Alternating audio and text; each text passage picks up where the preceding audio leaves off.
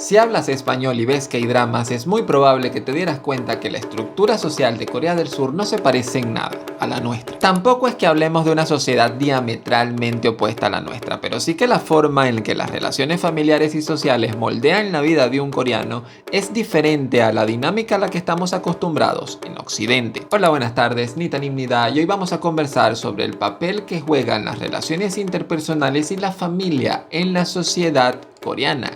Y tú te preguntarás, ¿para qué quiero saber eso? Jaja, saludos. Pero es que contrastar su sociedad con la nuestra podría ayudarte a entender mejor qué es lo que está pasando en Corea del Sur y cómo eso que parece que está pasando se refleja en su industria del entretenimiento. Introducido durante la dinastía Joseon, el confucianismo ha influido profundamente en la estructura social y los valores familiares de Corea. El confucianismo es para Corea lo que el catolicismo es para nuestras sociedades, y no estoy hablando en términos de religión, sino en términos de ética, de definir lo que para una sociedad está bien o mal. Y sé que soy bastante repetitivo con esto, es la tercera vez que lo menciono en un video, pero es que es necesario nunca olvidar el marco referencial del confucianismo cuando estamos estudiando Corea del Sur. Y partiendo de este marco referencial, es imposible no hablar del Hyo y la piedad filial. Ese valor central de la cultura coreana donde los jóvenes deben respeto a sus mayores, a sus ancestros y a sus padres.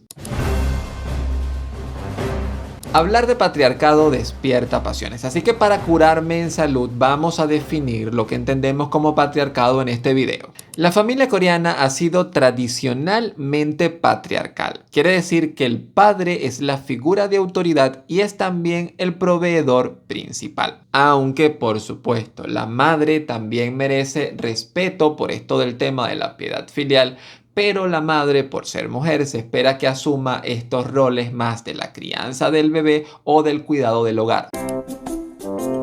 El familismo es un concepto con el que pocos de nosotros a este lado del mundo solemos estar familiarizados. El bienestar de la familia es prioridad en la sociedad coreana. No de gratis, los nombres de los coreanos ubican primero el nombre familiar, lo que aquí conocemos como apellido, y luego el nombre de la persona. Kim Ji-yeon no se llama Kim, se llama Ji-yeon, de la familia Kim. Y esto cambia la conducta de las personas porque al momento de tomar una decisión aparentemente individual, aparentemente sobre tu vida, tienes que considerar cómo esa decisión no solo te va a afectar a ti, sino también va a afectar a tu familia. Tus acciones te perjudican socialmente no solamente a ti, sino a tu familia.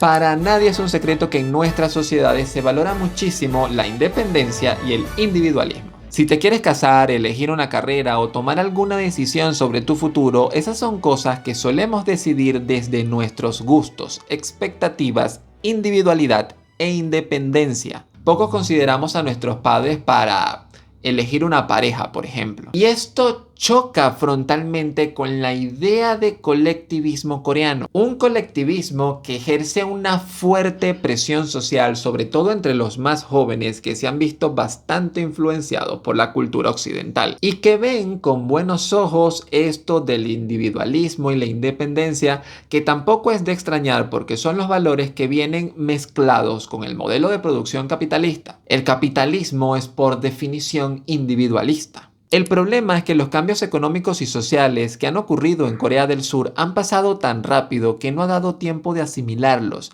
dejándonos un país con una dinámica única donde la tradición y la modernidad coexisten, y a veces esa coexistencia trae conflicto.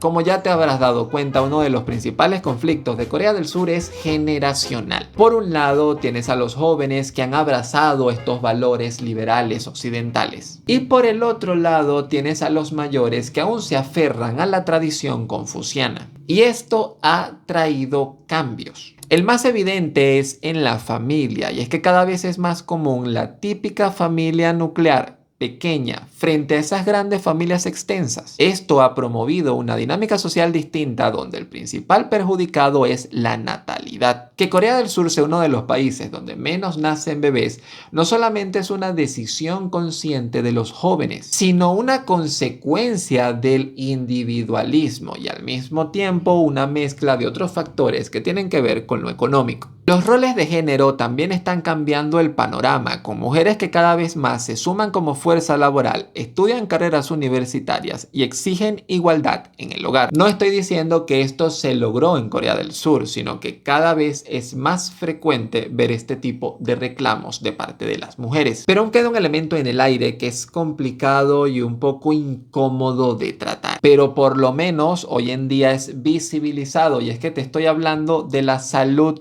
mental, producto de la presión social. Presión por cumplir expectativas que se hacen cada vez más cuesta arriba para los jóvenes hoy. Pero con todo esto te debes estar haciendo una pregunta: ¿de verdad esto influye en los K-dramas? ¿Está la industria del entretenimiento jugando un papel en todo esto? Tan solo presta un poquito de atención. ¿Cuántas mujeres empoderadas e independientes ves en series coreanas? ¿Cuántas familias pequeñas de madre, padre e hijo con casa propia ves en los K-dramas? ¿Cuántos hombres cariñosos, responsables y que además ayudan en el hogar ves en un dorama? Cuando hablan de enfermedades mentales, ¿lo intentan esconder o intentan hablarlo, explicarlo, normalizarlo? Muchos K-dramas hoy son un vehículo para reflejar la sociedad a la que se aspira ser. Esto es importante, no estamos viendo un reflejo de la sociedad coreana. Estamos viendo una proyección de la sociedad que desean ser. Y sí, inevitablemente van a haber elementos que son reales, que son de la sociedad actual,